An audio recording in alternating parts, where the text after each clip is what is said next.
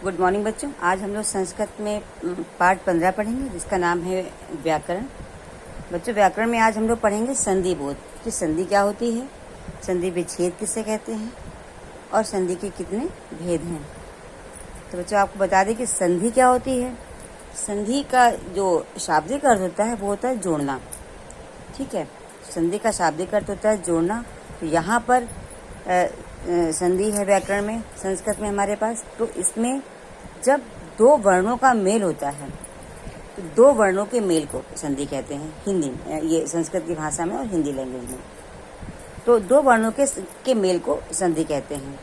और जब दो वर्णों का मेल होता है तो दो वर्णों के मेल से कोई ना कोई विकार होगा, यानी कि परिवर्तन होगा, कोई ना कोई जो शब्द बनेंगे ना उनमें, क्योंकि वर्णों का मेल हो रहा है।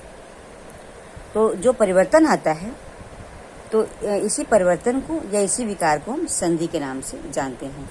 तो हम इसकी परिभाषा में कह सकते हैं बच्चों कि दो वर्णों के मेल को संधि कहते हैं। जब दो वर्ण आपस में मिलते हैं तो उनमें कुछ विकार या परिवर्तन उत्पन्न होता है और इसी विकार को हम संधि कहते हैं।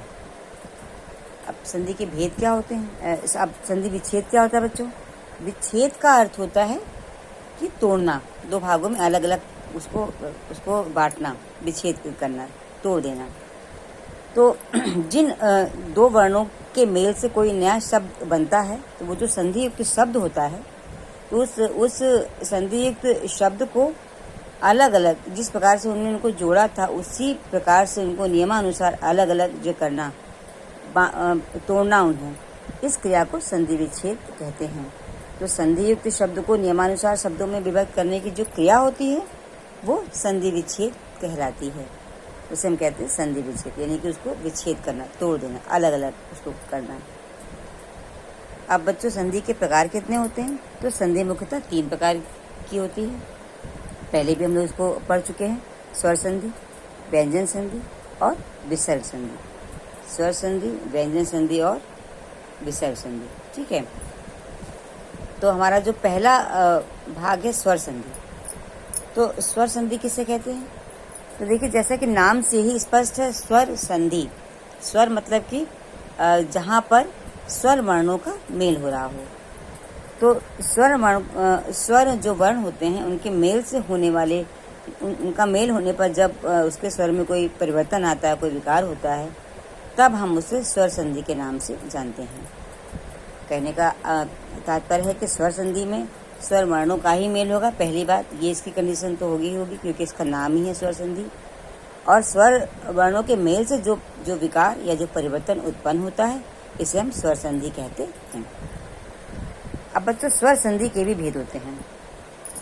ठीक है, क्योंकि हमारे पास संस्कृत में कितने स्वर होते हैं, 13 स्वर होते हैं। हिंदी में हमारे पास 11 स्वर होते हैं, लेकिन संस्कृत में 13 स्वर होते हैं। लेर और री भी आ जाता है।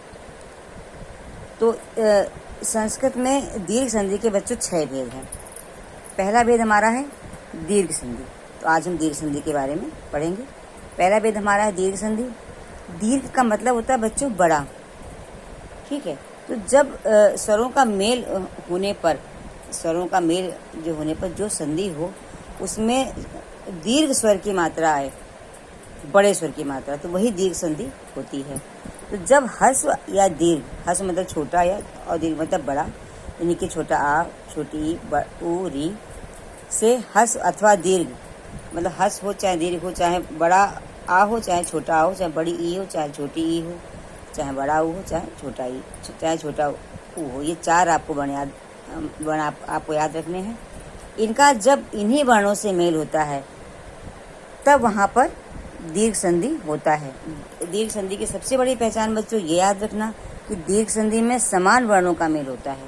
ठीक है, स्वर वर्णों का तो मेल होता ही है, क्योंकि ये स्वर वर्ण ही, इनका नाम ही स्वर संधि का भेद है ये दीर्घ संधि। तो दीर्घ संधि में हस या दीर्घ जो भी हमारे स्वर जुड़ेंगे, चाहे वो छोटा आ हो, चाहे छोटी ई हो, चाहे री हो, तो दीर्घ संधि में छोटा आ, छोटी ई, ऊ और री, इन 4 ही स्वरों का मेल होता है। ठीक है, इन 4 ही स्वरों का मेल होता है इन्हीं से, चाहे वो दीर्घ हो चाहे वो हस्व हो। और तो समान